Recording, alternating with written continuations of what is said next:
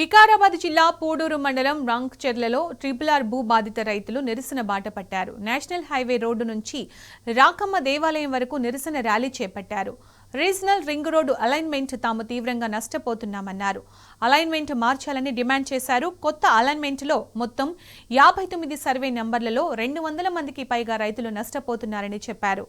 Regional ring రోడ్ల alignment మార్చి తాము నష్టపోకుండా చూడాలని బాధిత రైతులు కోరారు. 2 కోట్ల విలువ చేసే భూమికి 9 లక్షలు ఇస్తే ఎలా అని ప్రశ్నించారు. ట్రిపుల్ అలైన్మెంట్ మార్చకపోతే ఆత్మహత్య శరణ్యమని రైతులు వాపోతున్నారు. ఇంతమంది జీవనాధారం పోతుంది. ప్లస్ ఈ యొక్క ఒక మహానుభావుడు అతను ఎవరో కానీ మేము పేరు వలకదలుచుకోలేదు. రాకమ్మ గుడి అంట ఇట్లా తీసి ఇట్లా పెట్టవచ్చు అంట. అంటే ఏమనుకో అతను తల తీసి ఇంకో తల పెడతారా? అంటే ఇట్లా తీసి ఇట్లా పెట్టవచ్చు.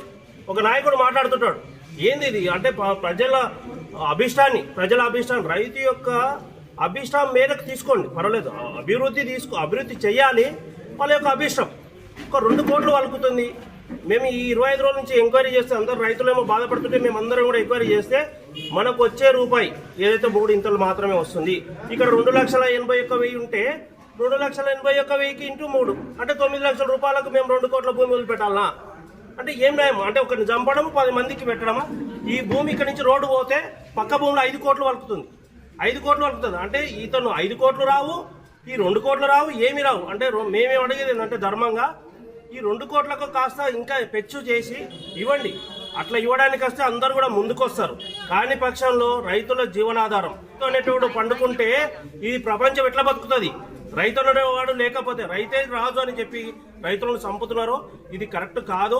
దయచేసి రైతు బిడ్డ, ముఖ్యమంత్రి గారు రైతు బిడ్డ కాబట్టి పునరాలోచన చేయాలి. ట్రిపుల్ పూడూరు గ్రామంలోనే 59 సర్వే నెంబర్ల నుంచి ఇది ట్రిపుల్ పోతుంది. అంటే దగ్గర 200 రైతుల భూములు పోతున్నాయి. అంటే 200 కుటుంబాలు రోడ్డు పాలు అవుతున్నాయి. మా పూడూరులో ఉండేది మొత్తం 1 ఎకరా 2 ఎకరాల రూపాయల రైతులే ఉన్నారు. అందరు ఒక్కోరి ఉన్న భూమి అంతా పోతుంది. ట్రిపుల్ అలైన్మెంట్ అయిన రోజు నుంచి వాళ్ళు రైతులు అసలు నిద్రపోవట్లేదు. వాళ్ళ పరిస్థితి ఎట్లుందంటే ఏమవుతుందనే ఆలోచన ఉంటుంది. కనుక ఇప్పుడు మీరైనా సరే మేము అదే కోరుకుంటాం, గవర్నమెంట్ కానీ ఎవరైనా వచ్చి అసలు పొలాలు చూడండి. పొలాలలో ఇప్పుడు ఉన్న పొలాలంతా పూడూరులో పోయారు కానీ చుట్టుపక్కల పోయారు, అందులో పంటలు పడుతున్నాయా, గవర్నమెంట్ ల్యాండా, పనికి మాలిందని చూడాలి.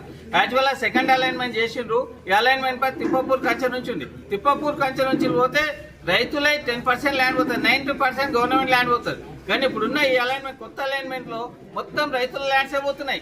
ఎందుకంటే అక్కడ ఉన్న 1 ఎకరా 2 ఎకరాలలో మరి నేను కూడా అందులో 6 ఎకరాలు అగ్రిమెంట్ చేసుకొని ఖరీదు పెట్టి తీసుకున్నా. ఇప్పుడు ఒకవేళ అలైన్మెంట్ చేంజ్ చేయకపోతే మందాయ పరిస్థితి ఉంది ఇక్కడ ఉన్న